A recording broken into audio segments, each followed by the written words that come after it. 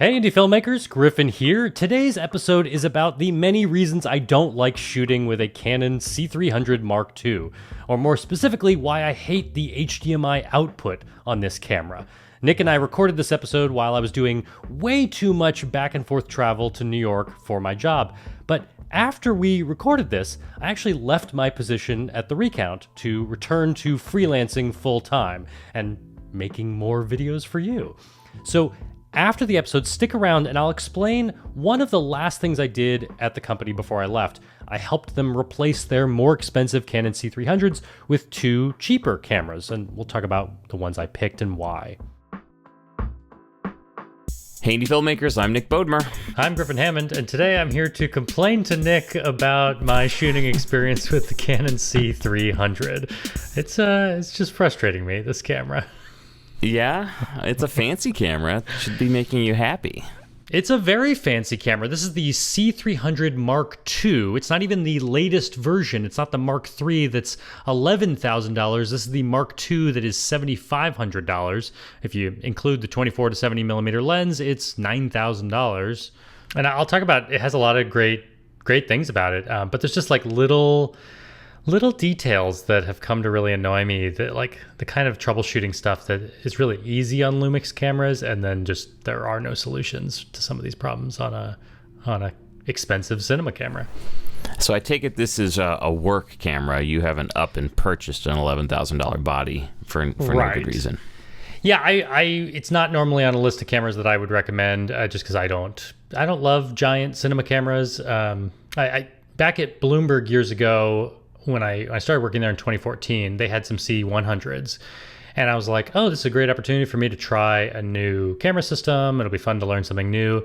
But the first time I took it out on the road, it's like, I shoot a very lightweight style. And so like I got into a press scrum around Secretary Clinton at like the Iowa State Fair and lifted this thing over my head and was trying to like film while she answered questions. And I feel like I could only do it for like 30 seconds before my back was just like, oh, I can't do this anymore. And I came away from the trip just realizing, when would you... Go ahead, sorry. I just gonna say, like, I came back from that trip thinking, oh yeah, I was hired because of my visual style, and my visual style is informed by the lightweight camera I use. I should continue to use my equipment. And so I've kind of haven't given it much of a chance since then. So why would one purchase a bigger camera like this? What are the advantages, outside of weight and the physical? What does it give you? Well, it's got kind of like everything you need in one body. It has ND filters built in. So, that is one nice thing. I'm almost always shooting with an ND filter because I'm lighting. It's like if I have studio lighting set up, of course, I'm going to need to knock down the lens. I think the lens I've been shooting on, like the 24 to 70 millimeter on this, I suppose this is a full frame camera. It's f2.8 and I'm shooting wide open, and then I got lights on. So I'm usually using like the ND2, I think, that's built in. But it's just a button on the side of the camera. It's great. I don't have to screw on an ND filter. And then you don't have to gaff tape on one that's too big, but it's the only one you have. So that's what you're using. Exactly. Yeah, got it. And, we have an AC adapter for it. My GH5 Mark II that I've been shooting with a lot recently can do USB-C for charging, which is nice. But this is just like, this is a camera that has everything. It has the power, it has XLR inputs, it's got everything you need. And I will say, all the shots I get out of it are just beautiful. Like, it makes a really nice shot. Okay, so good image quality. And it sounds like you're using it in a better way this time, in more of a studio preset situation, not running and gunning. Is that accurate? Yeah, to me it's ideal for on sticks on a tripod. I would not want to shoot handheld with this. The lenses are bigger, the body's bigger. It'd be too much for me to walk around with. And what does it just use? Canon's full frame still camera lenses? Yeah, EF lenses. Yeah. Okay, so there's a ton of glass out there for it. Yeah. And this is a camera that can shoot RAW, and it can shoot, I think it can shoot 4K, 120 frames a second. I'm not using any of the high frame rate. And in fact, I'm just shooting at like I think we have it in 4K mode, but like I'm really only outputting like 1080. I really only need 1080 30 frames a second. That's all I really need out of this camera right now. So maybe it's a little You're recording overkill. 4K 30, but outputting in 4K or 1080 30. Is that right? Well, I mean, here's some of my problem is that I'm actually not even recording on this camera. I'm using it as a streaming camera. And that's where it's kind of failing me a little bit, that like it's such a professional camera. And then I just kind of get this sense that philosophically this camera is like, oh, I'm too professional for streaming. So like the basic things you want to be able to do, I'm not gonna be able to do those things. Like one of them is that it has focus peaking. There's a lot of nice buttons on the side of the C300. It's got like a focus peaking button right there, and you hit it, focus peaking turns on. The problem is it outputs focus peaking over HDMI. No, because they assume you're using it as an external monitor for monitoring, and you'd be recording directly to the internal cards. Is that right? Yeah. Well, and this camera has SDI out and HDMI out, and I kind of get the sense that their feeling is like, well, if you're a professional, you're going to go out over SDI. You're probably only using the HDMI for a monitor. You would never use that for streaming or recording or so it's like, oh yeah, of course. So you like can't use focus peaking because it will go out live on your broadcast. Yeah, and like that's like a troubleshooting thing I've caught on some of the work that's been happening in my company. Like, we'll like do a test stream and I'll be like, there's red outlines around everyone. We need to turn off the focus peaking on the main camera right now. So that's just been like a funny and that's not thing. A feature you can turn off in the menu somewhere. You can't say don't output focus peaking. Doesn't appear so. You can turn off like, the info display. I think you can output a lot of the other info display kind of stuff. But like in the GH5, when you turn off info display, everything gets turned off and it's a clean HDMI out. And it just doesn't seem like this is one of those things that can be turned off. And it's like generally a lot of these little troubleshooting things I'm doing with the C300. I mean, one, I'm not used to this camera, so it's not terribly intuitive, like the menu system to me. I'm sure it's fine for people that use it every day. But what bothers me is every time I Google something, I feel like if you Google like a Lumix problem, there'll be like a Reddit thread. There'll be a bunch of threads where people are like, oh yeah, just do this in the menu, boom, boom, boom, you're good. The C300, it seems like everything I troubleshoot, I Google, it's like the answers are always like, I don't know if that's possible. You should call Canon. Like everything always ends up with like, look at the manual and then call Canon. There's a lot fewer people using it, and so yeah, that's a good point. Professional, so I didn't think about that. It's less accessible, to the public. Yeah. And what's the other big problem I had? So I tried to send both. I had two C300s going out over HDMI, focus peaking turned off, of course, going into this Feelworld L2 Plus switcher. My idea was that I kind of liked having a very tactile way to switch cameras outside the computer rather than like doing it software based. Right. It was kind of more nice. And also I wanted to record. I didn't really want to record on both cameras because it was kind of like, we're doing a 90-minute stream or a 2-hour stream, and maybe I'm only on the B camera like 10% of the time or something. So it's like, I didn't really want to record the whole time. But I thought if I put an Atomos Ninja recorder after the switcher, then I can just record the output of the entire stream before it goes into the computer, before it streams. Yeah. So I did that. Stream looked fine. But then when I looked at the recording afterward, like this very clean, should be a very clean recording, I was like, oh, this looks real pixely. And I realized like the Atomos is recording 1080, but it's definitely getting like a 480 signal out of the Feelworld. But so I was confused. The same feed that's going to the computer to stream? Yeah. So it's all coming out of the Atomos. I didn't really notice on the stream because like the cameras are kind of like inside another box and like the stream quality is not great anyway. It's like. So you were really running at 480 across the board. Yeah. I mean, it was going 480 into like a 720 stream, and within the 720 stream, that camera shot is only taking up like 60% of the frame or Got something, it, you know? got it. So it's like Still not ideal, though. Yeah. But it wasn't particularly noticeable in the end, and I'm sure none of our audience So noticed. why was the switcher outputting at such a low resolution? Well, that's what really confused me. I looked in the menu, you know, it has like info settings in the switcher, and it's telling me that I'm getting a 1080 signal from the camera. And so I'm like, okay, this doesn't make any sense. And so I do a little bit of Googling, and I realized like the consensus seems to be, well, one, I had to do all these like settings on the Canon C300 first just to even get it to output to this thing. Like at first it was being very finicky if it would even send a signal out to this device. And the consensus was the Canon C300 is very particular about which monitors you plug into it. And it will decide, there's no setting for this, it will decide on its own if it's going to send a 1080 signal or a 480 signal, just based on what it thinks the monitor is capable of. And it's like, you don't know what my monitor's capable of. Just send 1080 out. This monitor is capable of 1080. Just give it to it. But it just decides on its own that, nope, I'm going to send that thing 480 because that's what I think it wants. Or is, I don't know. There's nothing I can do about it. So these are not ideal streaming cameras is what it's really coming down to. And it's just frustrating that, like, you know, any GH camera I could plug into this device and it will give it full 1080. And the Canon C300 just... It won't. But again, it just seems like that's maybe not how they designed the HDMI to work on this camera. It's like an afterthought. Like, oh, of course you're going to go out over SDI. HDMI you just need to do for like focus pulling or something.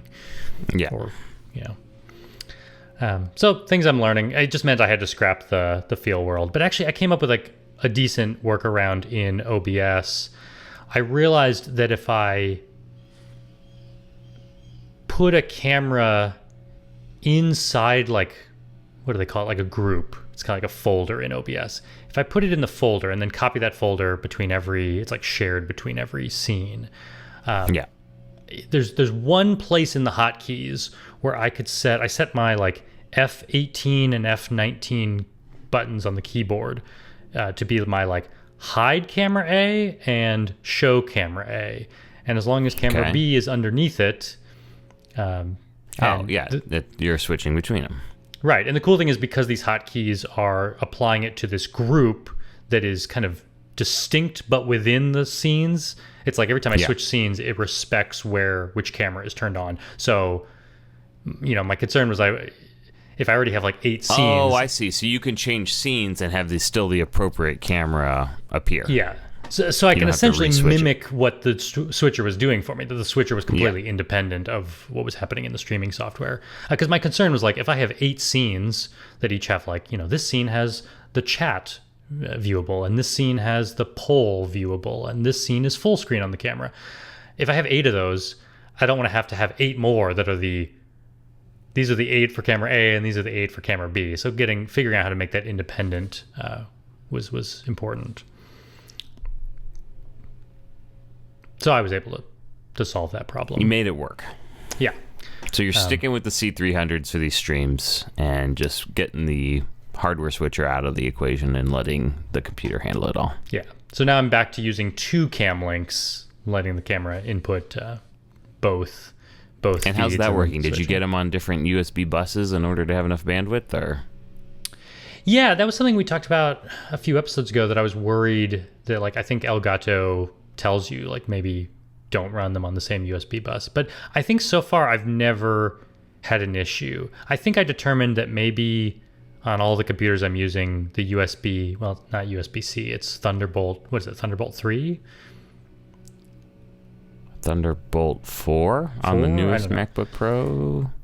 It seems like on all the Macs I'm using, the Thunderbolts may be their own independent buses, whereas maybe the USB-As aren't. I can't remember. But in practice, it has not been an issue whether I'm using my iMac Pro, if I'm using my MacBook Pro.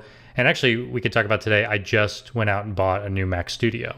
And that's what I used for my latest work stream. That I want to hear about. Well, I should send you the photos of my setup here, so you can see what I had going on. Because I did not get the Mac Studio monitor. Because how much do we say that is? I believe it is $15.99. base price, and then it's like another $400 if you want the height adjustable stand, and another $300 if you want anti-glare. I think I have that right. Something like that. $1,600. I ended up getting an LG monitor, like an ultra wide, from B&H. I think it was $900. An ultra wide, huh? Yeah, I thought I would try it out for the stream I was doing. I either needed two monitors or like I really needed the ultra wide aspect ratio, because it was like I have OBS, which is already kind of like a horizontal piece of software, because I'm showing like a preview screen and a program screen, so they're kind of side by side horizontally. It's already taking up a lot of horizontal space. And then I also want to be able to monitor audio hijack, which is running the audio for the stream, and loopback, which is routing the audio for the stream. And I also have to have a browser window open so that I can, because I'm using StreamYard to bring the feed from OBS in and do some other technical stuff in there. It's quite the wiring job you've done. I'm taking a look at your video right now. What do I have plugged in back there? I guess there's 4 Thunderbolt 4 ports on the back of this machine. Uh-huh. Is this the Max or the Ultra, by the way? This is the Max. I ended up getting a base model Mac Studio, and part of it was just availability. I've done this before. Say, they're hard to get. I was surprised you could just show up and get one. Well, yeah, I looked on Apple and I looked on B&H, and B&H only had a couple like pretty expensive models available. I think I could have walked into B&H and walked out with like a $4,000 machine. Apple, I think maybe only had the base model. It was pretty much like once you try to double the SSD capacity, you can't get one today. You have to wait a week or 4 weeks or something. So I just got the basic $2,000 model. I think it might only have 512 gigabytes. But if you're using external storage, it's probably okay, right? And really, it's not an editing machine, right? Is this just going to be like the streaming box, basically? Yeah, I pretty much just needed an extra machine. It's like we were always down a machine at work, and it was just like I need, and I'm not gonna. Yeah, if I need a big monitor, then there's no reason for me to get a laptop, and let's just buy. It seemed like a cost-effective purchase to just get. It's kind of exactly what it's designed for, right? I mean, lots of input, output, and good performance and all that jazz. I imagine it handles OBS pretty well, right? Yeah, it does. My concern was because I've had some. I talked about this previously. I've had some crashing issues with OBS on a Mac, but that was back when I was like running too much, and so we've kind of figured out like OBS doesn't need to do everything. In fact, it can just work as a virtual machine or virtual camera going into StreamYard. But I was a little bit nervous. One, just introducing. I hate it. Introducing like a new variable every time we do this, do our streaming setup at work. It's like, well, today we're going to do it with a completely new computer, and now I need to install all the software again. That already makes me nervous. And then as soon as I went to install OBS, the computer warned me. It said, you need to install Rosetta because this is not native to M1. Yeah, an ARM compiled. So I Googled it real quick, and people said, one, it seems to work fine on Rosetta, and two, it sounds like maybe OBS is like just on the verge of, they're probably going to release an M1 version soon. Yeah, I didn't realize they hadn't done it yet. That seems, but it's open source, so I guess it makes sense they need a little bit of time. Well, and I was confused because someone said it's going to work a lot better once that comes out. It'll be faster, so. Yeah. I'm just glad I wasn't like also streaming and recording out of OBS. I'm just using it as a virtual camera, and it's really not doing too much work, I don't think. So overall now, do you feel like you've kind of got your streaming setup dialed in? It's working good? Yeah, except, the funny thing about like working at a startup and like iterating, people are always like, well, hey, let's try it this way this week and see if this works any better. And so it's like every time I try to be consistent, we're changing up something. Like this week it was the new computer. And so I'm never like doing exactly the same thing I did the week before. And I apologize to people who are following my personal Twitch that I've been like so busy at work. I've been in New York like every week for many weeks now in a row, traveling back and forth between home and New York. But I'll get back to my personal stream when I get a moment to breathe. And I'll bring some of my learnings with me. Yeah, we need to see your video game skills again, Yeah. In fact, I have not turned on Horizon Forbidden West in like weeks. I haven't turned on my PlayStation in a while. Every time I talk to you, you're in like a different state than you were the last time. So I know you're bouncing around quite a bit. Yeah. But yeah, it's been busy. Yeah, we're recording this podcast on like the second to last day of the month. Squeezing it in at the last moment. Nothing like that. Speaking of, should we thank our sponsor? We should. So the thing I love about Jambox is I am on the road every week, and I'm trying to put out things like podcasts and videos for work and videos for freelance clients, and I just need a quick way to bring music into those projects. The track you're listening to right now is sourced from Jambox. I know that the work that I find there is going to be quality enough to put into any of my professional projects. Boom, I'm done, and I have something that sounds great. You're not sifting through 10 really poor pieces to find the one that sort of works, right? It's all really good and high quality, and that makes life faster and easier. Yeah, and Jambox is proud of the fact that a lot of the tracks in their library are exclusive to Jambox, so you're likely going to be using something that you can't find anywhere else. And you can save money as a Hey Indie Filmmaker listener. Use the promo code HEY15 to get 15% off any Jambox subscription. Just go to jambox.io to start browsing their music library for free. Thank you, Jambox. Thank you. So, Mr. Griffin, I am getting ready to move. This is probably the last podcast that's going to take place in this office. So, soak it in because yeah. This is it. So, obviously, I'm thinking a little bit about my new setup in my new office. And one of my goals is, and I think I've said this before, is to kind of, make the office look a little nicer. I still have maybe a little bit of a college dorm room vibe going on in my office. So the new office is going to be... I think people like your Cubs and your Baby Yoda. And yeah, and I'm sure Baby Yoda will still be there, don't worry.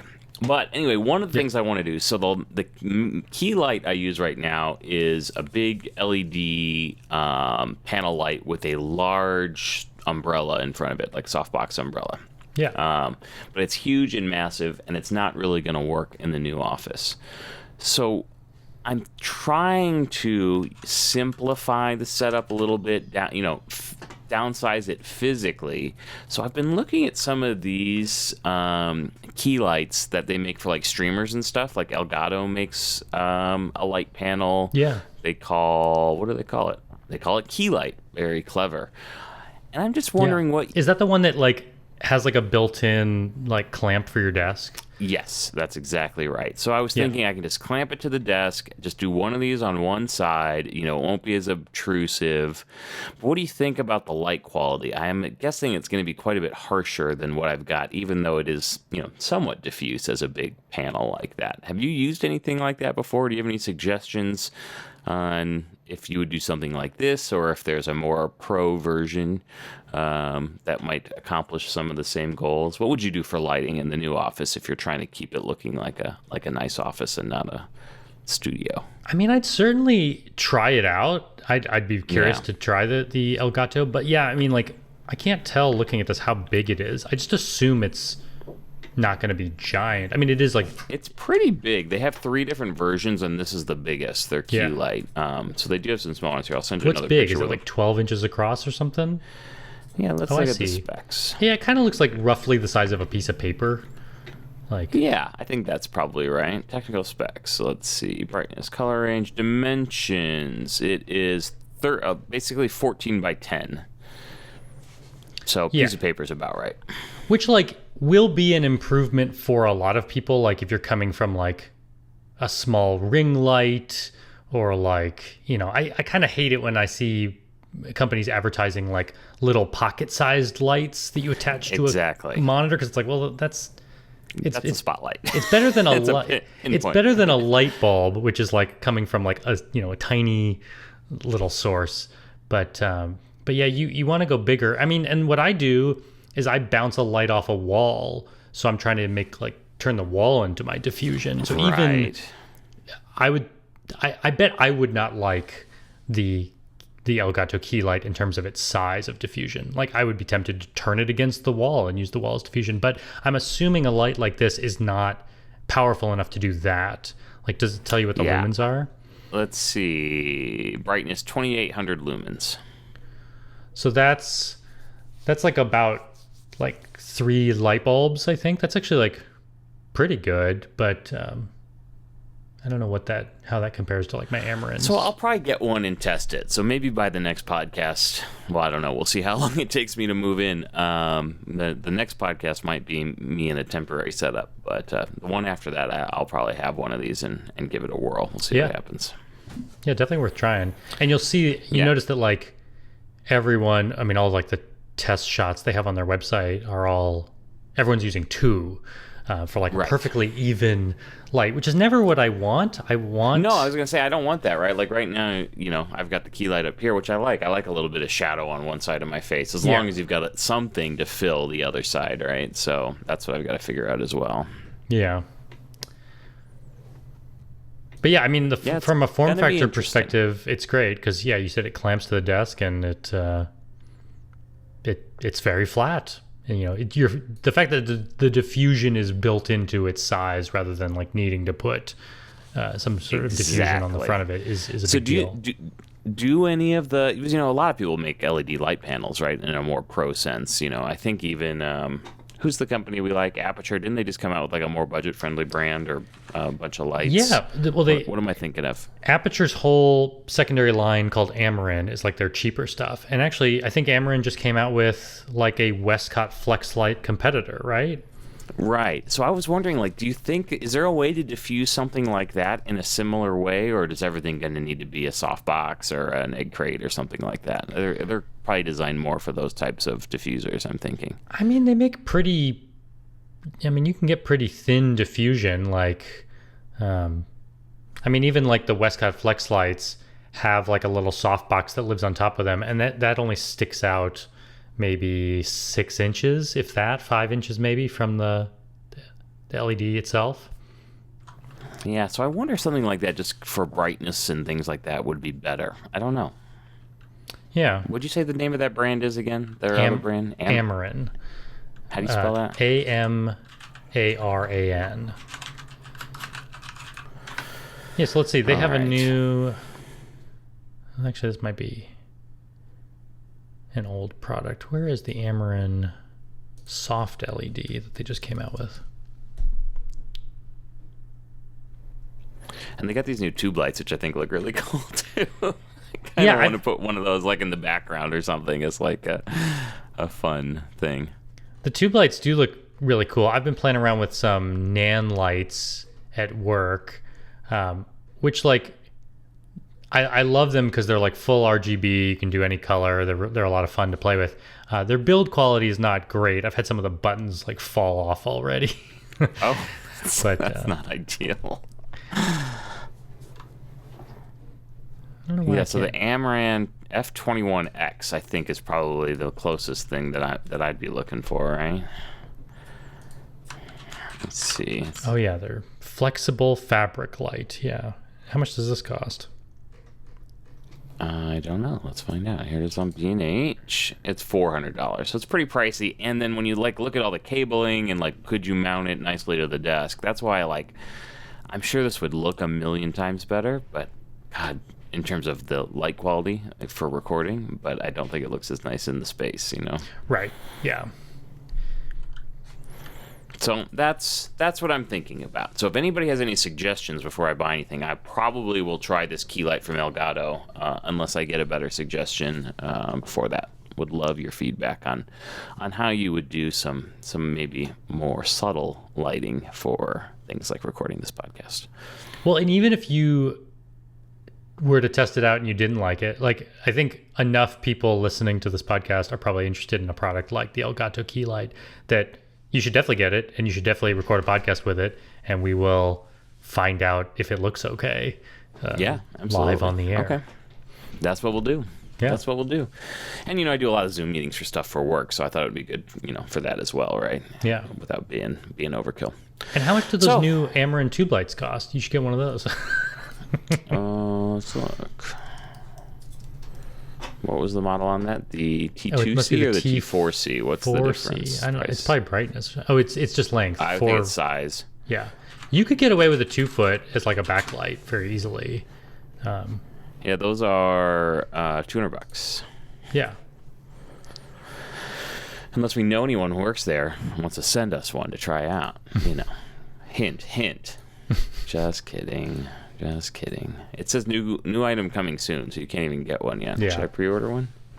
I don't know. What would I mount it on, I guess, is the biggest question. Well, what's funny about the Nan light, and I wonder if this one mounts similarly, the Nan light has like a little circular plastic clamp that wraps around the light itself. It's even like a clear clamp because they know you're going to have to mount it on light that's emitting. I mean, it's not perfectly transparent, but it's, something. And then the back of this plastic clamp has 1/4-20 holes in it. So the idea is you clamp it around the light itself, and then you can mount it to a tripod or a C-stand or, whatever you can, or some sort of other clamp, like a Pedco Ultra clamp or something. Ding. He said it, guys. Pedco Ultra clamp. All right. Well, more on that soon. Yeah. Got to get moved in first. Good luck with your move. Thank you. And we're all excited to see a new space, which I'm assuming when we do it next month, maybe it'll be bare bones. Maybe you won't have everything in place yet. That's right. Yeah. Well, it depends when we do it. We're actually not scheduled to move until like the 24th, I think. Okay. So we'll just schedule the podcast for late in the day on the 24th. Perfect. Yeah. Should be all set up by then. Not a problem. You won't be tired or busy before that, at all. I'm out of town, and so it's gonna be a little bit of a crazy time. Yeah. All right, my friend. It's been a pleasure. Yeah, it's good talking to you. And good talking to you, and we'll see you guys all later. Bye. So one of the last things I was tasked with before I left my job at the Recount was simplifying their video production setup a little bit. And I knew that we didn't like shooting with these Canon C300s, and we could also probably spend a lot less on cameras. I love Lumix cameras, so I'd be tempted just to buy them a bunch of GH5 Mark IIs. It's a camera that can plug in through USB-C to get power. It just works. It's great for streaming. It's great for shooting. I love the form factor. But I thought I would at least look around at some other options. So one of the first ones I looked at was the Lumix box camera, the BGH1, which is interesting because it works with all the Micro Four Thirds lenses, but doesn't have a screen. To me, the most fascinating thing about this camera is that you can power it over Ethernet and you can control it over Ethernet. So presumably you could set up a studio with like 5 of these things, and they only need an Ethernet plug. And as long as the network switch somewhere is providing power over Ethernet, they just turn on, and then you could control them all through Lumix software. This was a cool idea. I was playing with one of them, mixing with some other cameras. I'll go ahead and mention the other 2 cameras that I was playing with. I was also trying out the Blackmagic Studio Pro camera and also the Blackmagic Pocket Cinema Camera 4K. I liked all of these cameras. They're all Micro Four Thirds mounts. The thing that made me not want to leave a box camera with the Recount was just the fact that there's no screen. In practice, it seems cool, but in practice, it was like, hey, can you go over and set up that camera? No one can go set up that camera because there's no screen on it. And so you'd always have to plug in a monitor or be using it through the software. It just wasn't particularly practical for experimenting. It would make sense if you knew your studio setup, you knew these are the 3 shots I'm always going to have. We've played around, we've done all the experimenting already, and this is the look I'm trying to do. But knowing that they were going to go off and try a bunch of new things, I thought I shouldn't leave them with this hard to use camera, as cool as it is. And it's $2,000 for no screen. Whereas, $2,000 could probably also get you a GH5 Mark II. And these Blackmagic cameras are actually pretty inexpensive. The Blackmagic Pocket Cinema Camera, if you're not getting the 6K version, which works with Canon EF lenses, the Micro Four Thirds version, the 4K version, is only $1,300. And it has a giant Blackmagic screen that's very intuitive. So I love Lumix cameras. I know how to use all the menus and everything. But it seemed to me that if someone was going to pick up a camera for the first time, the Blackmagic Pocket Cinema Camera just makes a lot of sense because it's a huge screen. You can push white balance, and then it's just very intuitive. You push white balance and then all the settings pop up. It just seems laid out very and a really clean, nice user interface. And then for the same reason that I liked the Pocket Cinema camera, the studio camera is even more interesting. I had never seen this camera before, but this camera is kind of perfect for this kind of like newsroom setup. It does everything the Blackmagic Pocket Cinema camera does, except that it has a giant, like 7-inch screen on it, huge screen on the back of this thing. Also Micro Four Thirds mounts. The only downside of this camera is that it doesn't have any internal media. There's no SD card slot or anything. You can plug in USB-C drives, but I think the camera only shoots Blackmagic RAW, which, you know, you can do a lot with, but it may not be the format that you always want to shoot. It doesn't have just like basic H.264 built in. So it strikes me that this camera is made for studio shooting. It's not really made for like recording so much as it's made for streaming or broadcasting, because it has SDI out, has HDMI out. So it was perfect for hooking up to a switcher. And in fact, when you use these Blackmagic cameras with an ATEM Mini switcher, which we also picked up, also made by Blackmagic, over HDMI, it controls the tally lights on the camera. The studio camera has a nice big tally light on it, and the Blackmagic Pocket Cinema camera just has like the normal recording lamp. But both of them go red when you switch to them. And then you can also use the ATEM Mini software to control the settings on both these cameras, which is pretty interesting. So that seemed to me like the best setup for them. You give them the ATEM Mini switcher, these Blackmagic cameras that are all under $2,000. I mean, the studio camera is like $1,800 or $1,900, and the Blackmagic Pocket Cinema camera 4K is only $1,300. So much less expensive than these like $10,000 kits with the Canon C300 that don't even work correctly with some of this like switching, over HDMI. So yeah, I was pretty impressed with the Blackmagic products, as I imagine many of you watching and listening are already there, have already been using these cameras and love them. But especially the studio camera, that was a new one to me that I thought is worth checking out, especially if you're just doing streaming. So that's the addendum. Thank you so much for bearing with me over the last few months while I've been traveling for work so much that I haven't uploaded much. And I'll see you in the next video. Thanks. Wonderful work. Fantastic. Just really great.